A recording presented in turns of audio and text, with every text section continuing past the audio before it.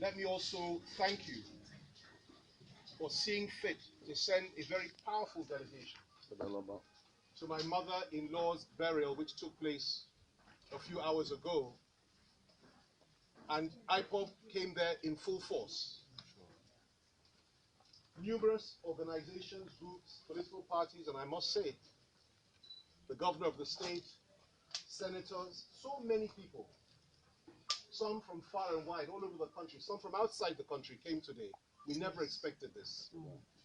And I am touched to the bottom of my heart, the kindness and the love that you have shown to us as a family, and you have shown to us as a people.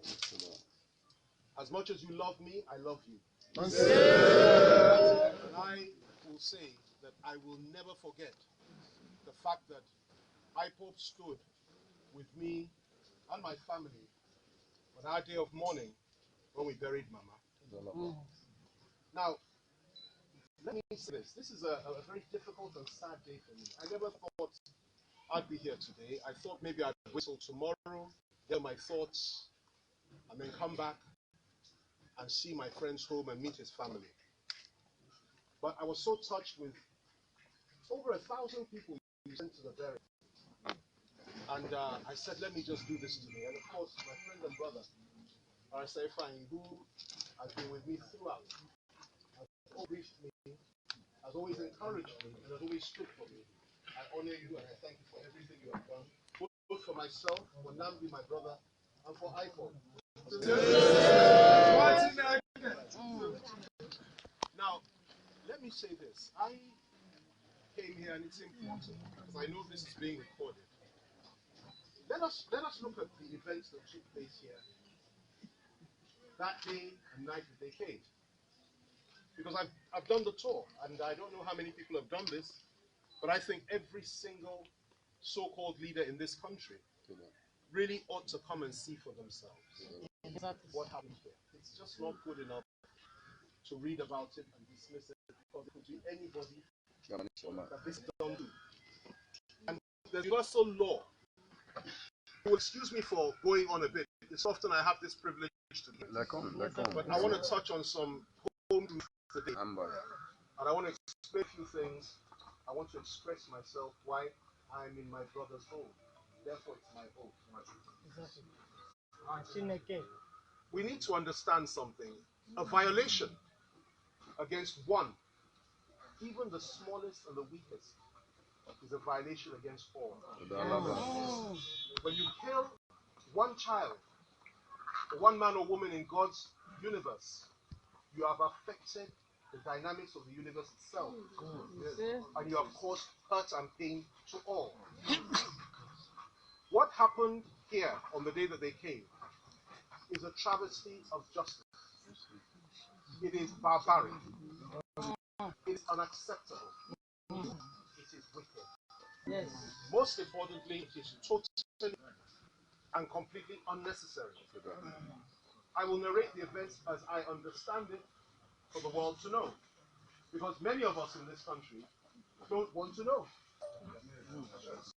Usually it's the international community that are interested, but because they themselves have so many challenges of their own, they are killing each other like animals every day all over the country. They say, well, if you want to kill each other, let them kill each other. We're not interested anymore. That's the position. But the truth is, most Nigerians just don't know. And it's the knowledge of truth, that scares this government so much. But if the truth comes out, yes, it will be their undoing.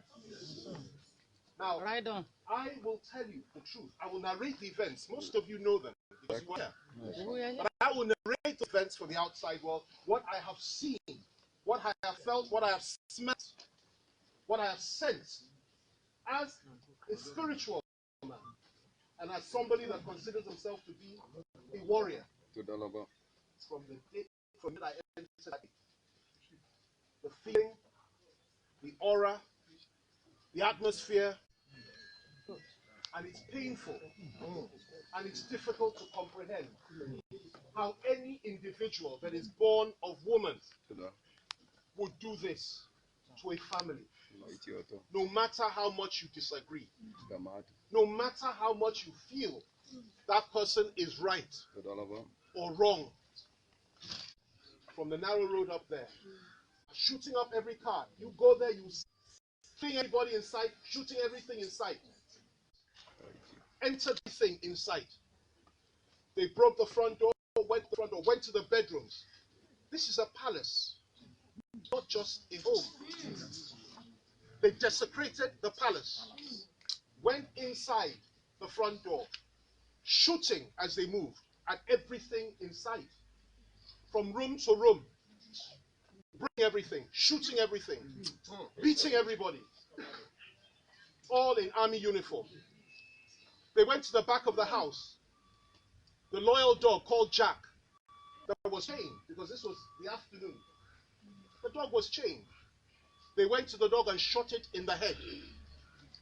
He barked and barked, hoping he could defend his home and the home of his master. But he was chained and he was just a target. Even the dogs were not spared. They killed the cooks. They killed members of the staff. They went to the boys' quarter, shot people there, went all over the house. They went to the place of worship, shot people there. When they got to the back of us, I went there, I just saw that as people were trying to climb over the back wall, they were shooting them down. May God forgive these people. No.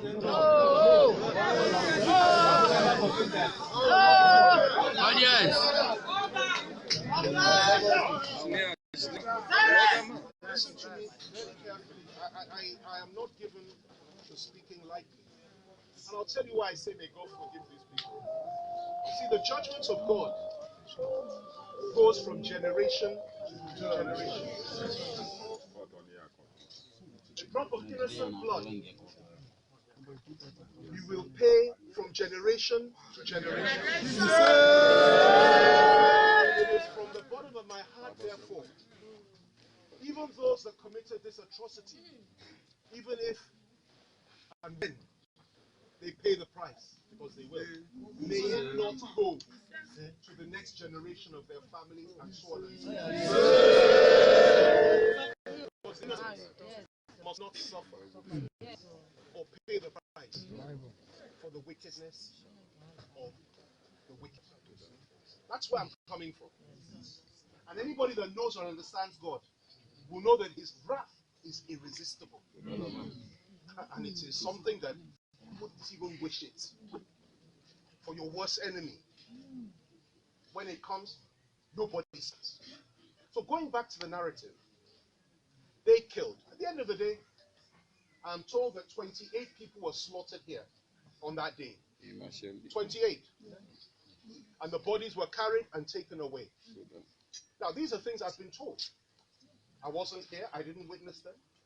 I have no reason to believe they're not true. And if they're not true, I'd be delighted if the military or the commander of the military or the president himself said, look, this is our narrative. That's not what happened. Because I believe strongly in discussion and dialogue. I'm not looking for a war. I'm a man of peace. I believe in love and peace, not in war. But there is one thing I will say. How can you have peace where there is no justice? How can you have peace where there is no justice? And that is the question that we need to ask ourselves. We want peace, but there must be justice. Nnamdi was taken from this palace, his home. He was abducted. He was taken away. Yes. From the day he was taken from his home. We don't know where he is. We haven't seen him. We don't know what has happened to him. We don't know. Some say he has already been killed and they've buried him somewhere. Others say he's in the custody of the military and he's being kept somewhere. Others say he's out on a ship on the high seas, and that when 2019 comes, they may know what to do with him. I say, may God May God forbid. May God forbid. And I'll say this today, loud and clear. Let it be said. You only live once. Even when you kill a man, you can't kill the idea. Yes. And you cannot kill me or him unless God says our time has come. Yes. If you conquer the fear of death, the fear of torture and incarceration, the fear of persecution and disgrace and shame, and the fear of want and poverty, and the fear of tomorrow, when you conquer that fear, you have conquered all and you become kings. Therefore, there is fear for me, for me, or for anyone. The cause of the righteous for fighting for justice.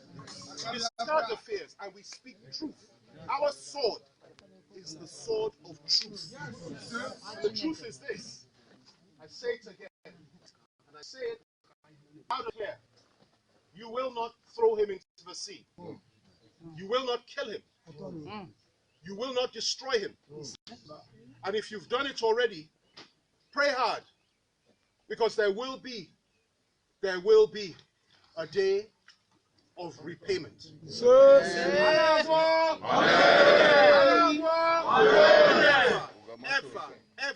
Ever die in vain. And my prayer is that no trigger-happy military officer or policeman shot him in the head, or that they will tell us that he slipped on a bar of soap and dashed his head and therefore died. No, sir. It doesn't happen. Yes. But I'll also say this.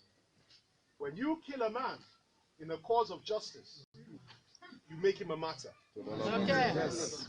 Nnamdi will not be killed. But I'll tell you something. For those that feel they've already finished him, they will have a shock. But he shall return. I may not share all the views that he has. We were J prison together. He inspired me enormously with that evil courage that you people have. You know, you have a lot of courage. We have. Number one. This was a man that had been. I won't even go into his experiences there. One day he'll come and write a book about it. But he was so filled with courage and strength, and said to me, he's ready to die for his cause. Yes. That's a man. We may not have done everything, but I'll tell you one thing. He inspired me, and he inspires millions of people all over the country and indeed the world. And he is a real man. Now, what you are fighting for is something that you have done peacefully, without weapons, simply interest in a referendum being conducted in this part of the country to determine whether or not they wish to stay within Nigeria. It's called determination, and it's recognized in international law. I have never heard of killing anybody. I've never heard of threatening anybody. That is why so many of us respect you, and respect the fact that you are entitled to express yourself in a democracy where the rule of law is guaranteed, in a free society, and say, this is what I choose to believe in as an individual. You cannot take that right from me. And that is what you're saying. And you're not alone. Many all over this country share this aspiration. But you are courageous enough to voice it. That's the difference. Exactly. Comes again, that Igbo courage. And I want to encourage you not to in any way be afeared or intimidated. You are who you are. God made you what you are. It doesn't matter how big the other man is, how much money he has, how much power he has. God can bring down the biggest down in 1 second. God can raise the smallest to the top within a second. Your time will surely come. That collective cause that so many have died for, I hope you killed over the last 3 IPF, day in, day out, all over this country. This is unacceptable. Not just IPOB youth, Shia Muslims killed all over this country. Unacceptable. Not just Shia Muslims and IPOB youths. Ordinary Christians in their homes in the northern part of this country, the Middle Belt, slaughtered morning, day, and night. Unacceptable. And now we have a situation where Fulani people, Fulani herdsmen, are slaughtering Hausas in Zamfara and in parts of the core north. This is unacceptable. Yes. And we have a president that appears to feel that he doesn't need to do anything about it. Instead, he encourages the Fulani herdsmen to slaughter. We have a president that has freed Boko Haram prisoners, commanders, that has paid huge ransoms to strengthen Boko Haram, to the extent that parts of the northeast have now been captured by Boko Haram once again. We have a president that is totally and completely insensitive to the plight of the Igbo people, to the plight of IPOB, to the aspirations and the plight of Southerners in this country, and indeed Middle Belters. And let me also say this, as somebody that's not from this part of the country. Do you know your own history? I wonder whether you know. Let me have One house, please. because I don't just speak, it's the spirit that speaks. Yes. Let me tell you what you may not know, and I hope you know, about your own challenges, your own history within Nigeria. And we've all made mistakes in the past as various races or ethnic nationalities, no doubt about it. But I've said it before and I'll say it again. The Igbo has suffered more than any other ethnic nationality in the wider Nigeria. For sure. The Igbo has been killed more than any other ethnic nationality in the wider Nigeria. Sure. The Igbo has been marginalized, demonized, shamed, disgraced more than any other ethnic nationality in the wider Nigeria. Yes. The Igbo has suffered more than any other ethnic nationality in a wider Nigeria. And we have all of us, including the Yorubas, and I'm a proud Mama, we have also suffered. But our suffering is not what the Igbos went through. You lost 2 million people in the Civil War. You lost, in addition to that, 1 million children starved to death in the Civil War. God in heaven looks at this nation and says, have you no remorse? That is an ocean of blood. That is genocide. That is a crime against humanity. And my soul, as a Nigerian, cries out to God to have mercy on us as a people for starving 1 million children. And until you have leaders in this nation that will stand up and say what we did was wrong in killing 1 million Igbo children and slaughtering 2 million Igbo people during the Civil War, until they say that, God can never smile on this country.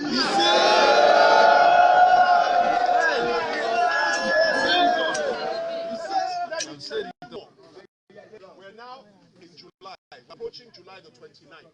These are all the things that Nnamdi Kanu knows so much about. He knows it inside out. We discussed it. Let me keep going. Before the Civil War, you may not know. Maybe your grandparents will tell you.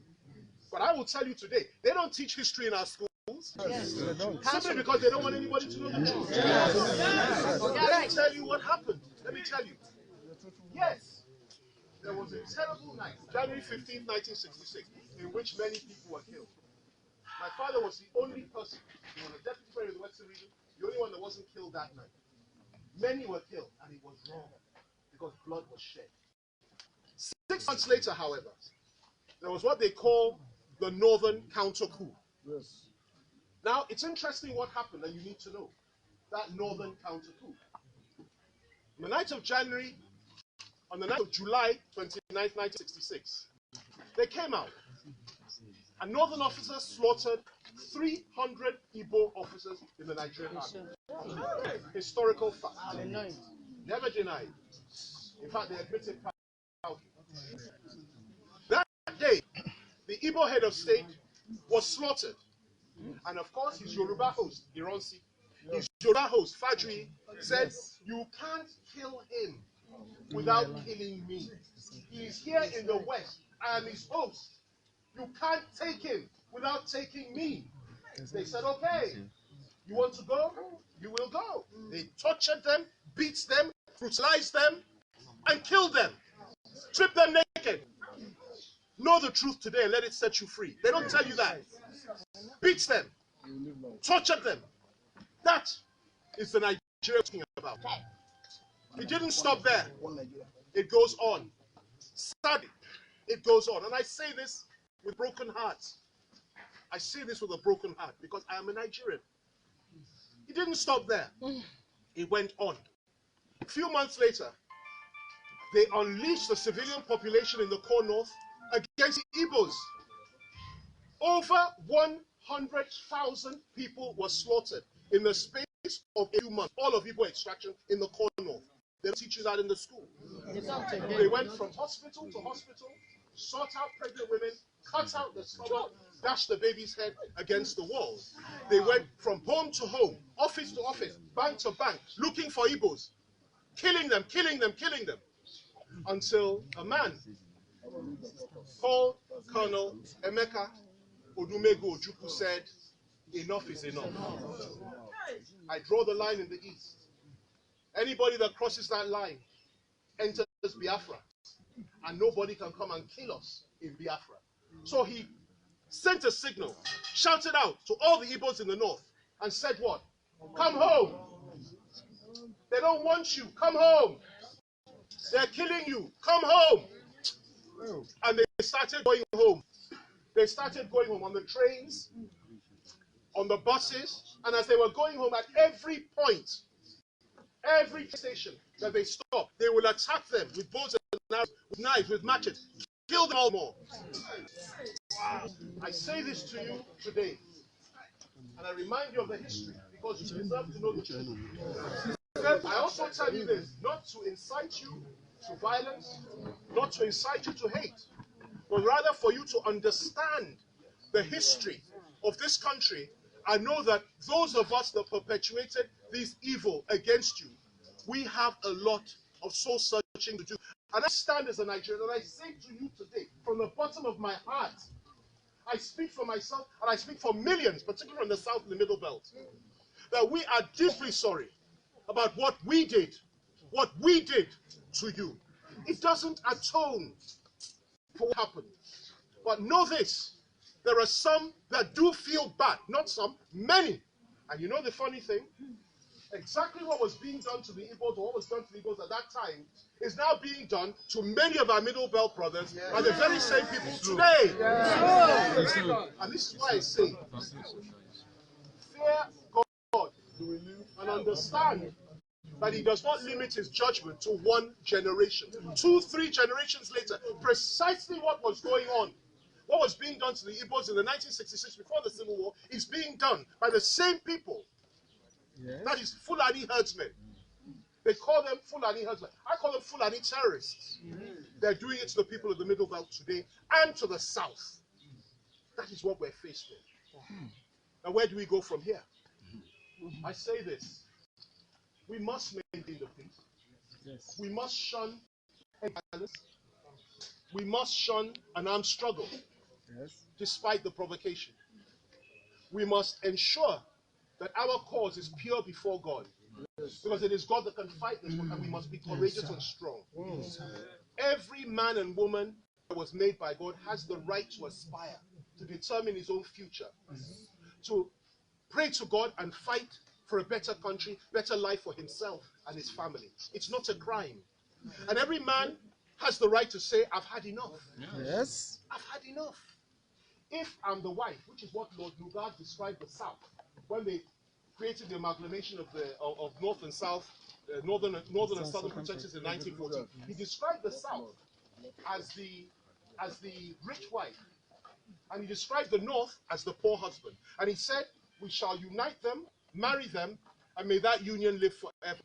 No. You call me the rich wife, and the poor husband comes, he rapes me over and over and over again, takes my mineral resources from the Niger Delta, burns my home, in the Niger Delta, pollutes my rivers, and takes everything to them in the north. That's the rich wife. You go to the east, you kill them and slaughter them over the years, simply because they said, we don't want you to kill us anymore in the core north. You kill them. That is the plight of the rich wife. You come to the southwest, you instigate one political party against the other until there's a crisis, and then you move federal forces in and suppress everybody and kill everybody. Oh, we suffered too. Oh, we did. Yes. The whole Western region crisis was manipulated from the north. You don't know that today. That is what caused it. And we killed each other. And we're still killing each other because we're being manipulated. This has to stop. But thank God for this, because I won't leave you without telling you that you have so much to appreciate God for, despite everything. Your plight is not as bad as the people of the Middle Belt. Let me repeat that. Your plight is not as bad as that of the Middle Belt. They have completely been decimated. They have lost their identity. They have lost mainly their faith. They have lost their strength. They speak a foreign language which is not theirs, which is Hausa. They dress like the Hausa man. They have lost their cultural heritage. They don't even know who they are anymore. The Hausas don't even know that they had a history before the Fulani came. And of course, the one that suffers the most is the northern Christian. Everything was taken from them. But it's so hard for them to rise up now and lift up their heads. Though many are trying. But the people, despite what you have been through, you have refused to bow your heads in shame. That is why the whole IPOB dream, the resurrection of that aspiration, has come to fore, especially since Buhari came to power. There is nothing that is happening today that Nnamdi Kanu prophesy and predict in 2020. It's happening before our very eyes. And since then, many of your people have killed. As a human being and as a Nigerian, and as a man that believes that justice is a fundamental prerequisite to peace, I implore President Buhari and the federal government of Nigeria to please enter dialogue with IPOB and the people of the East. And if anybody tells him that IPOB is not the heartbeat of Eastern Nigeria today, that person is a liar. IPOB is the strength of the East. Without the IPOB agitation, the cry for instruction from all our elders, every single one of them,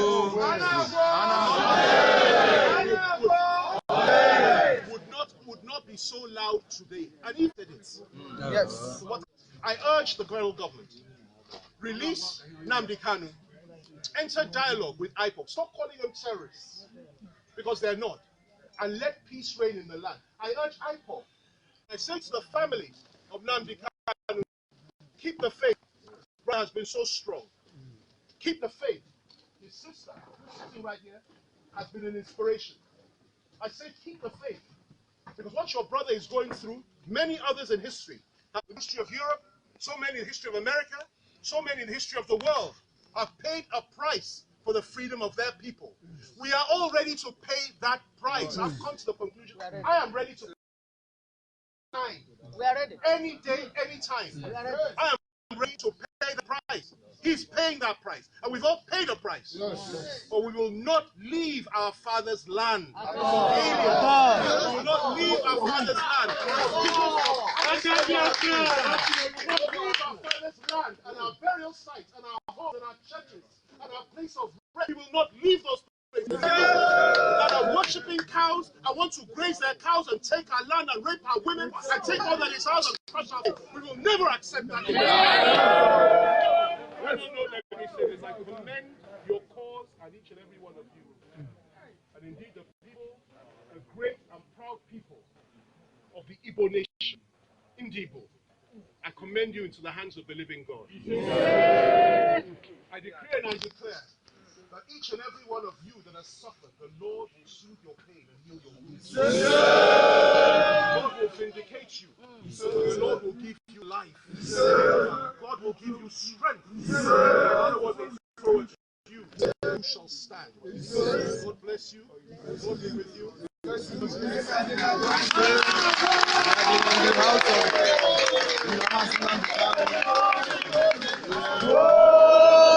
holy, holy, Nnamdi Kanu is another Savior. Holy, holy, holy, Nnamdi Kanu is another Savior. Holy, holy, holy, Nnamdi Kanu is another Savior. Holy, holy, holy, Nnamdi Kanu is another Savior.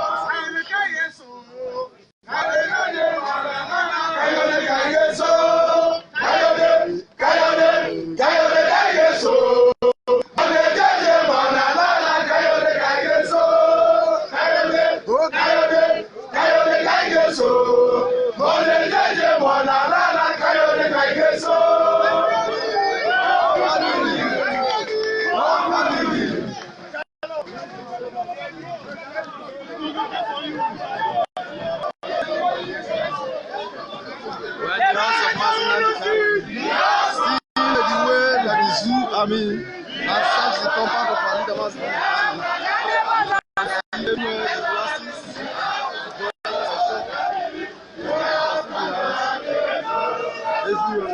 If you watch the house of Nnamdi Kanu, you will see that everything was destroyed, the windows, everywhere. Today, having seen the zoo army and the zoo police, they shot the picture of Nnamdi Kanu. Today we heard that they think that he might be in the picture and they shot the picture. I think that the screen maybe in the picture. That is how they shot the picture.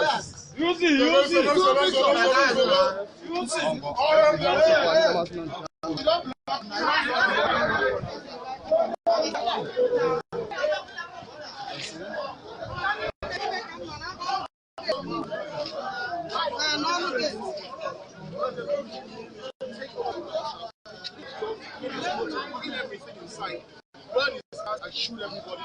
It was the other side. I'm saying that if you are really interested in keeping Nigeria, stop talking about stop talking about other issues. Stop talking about who will be the president in 2019 and get real and understand that people have the right to aspire, and your reaction to them should not be violent, but understand. People are in pain, and instead of talking to them, Buhari is killing them. But I've seen the evidence of it. So when you ask me that question, I wonder why. I wonder why. I condemn this kind of thing. I condemn violence. I'm not a man of war. I'm a man of peace. But I'll tell you what, if you push somebody against the wall,